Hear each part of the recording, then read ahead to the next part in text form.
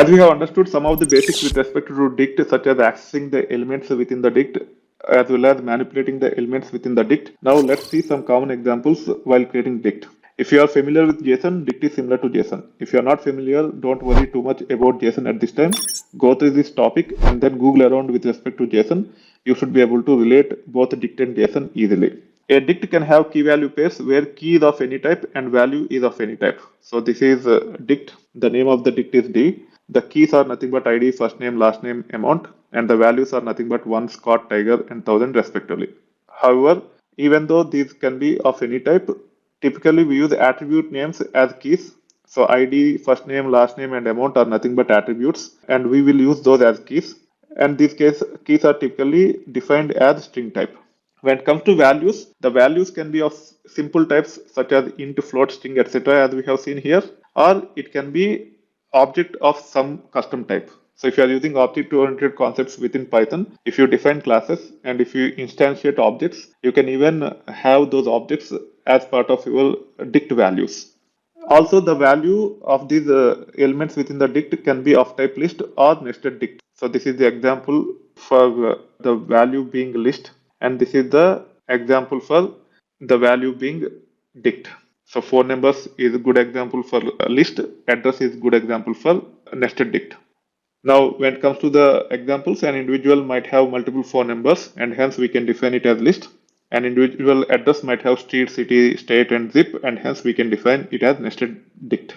Let us see these examples in action so that you understand more about what I have highlighted earlier.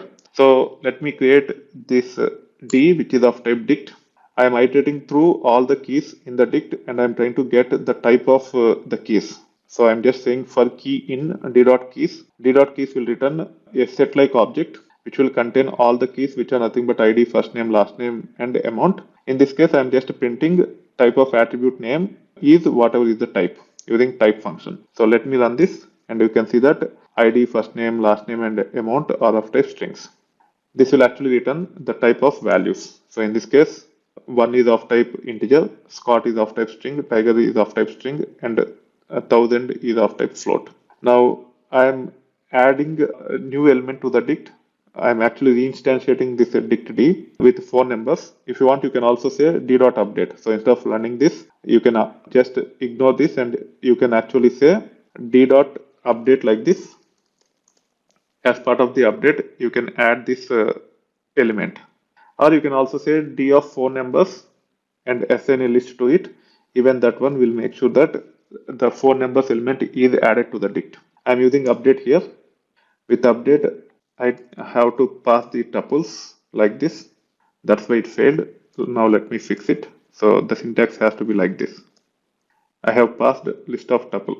Now I can run this and then I should be able to validate D here. You can see the phone numbers in this dict.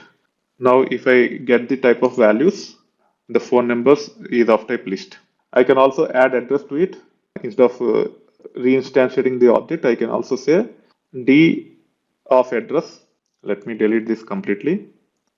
I am assigning a dict to it. We should be able to update this dict D using this approach. Now I can run this and I should be able to get the output. So I have assigned a nested dict to this address, and now if I actually try to see the output on D, this is how it will look like. So there is a nested dict for address. We have already ran D of address and we can see the output of the address. Also we can get the type of it. Address is of type dict.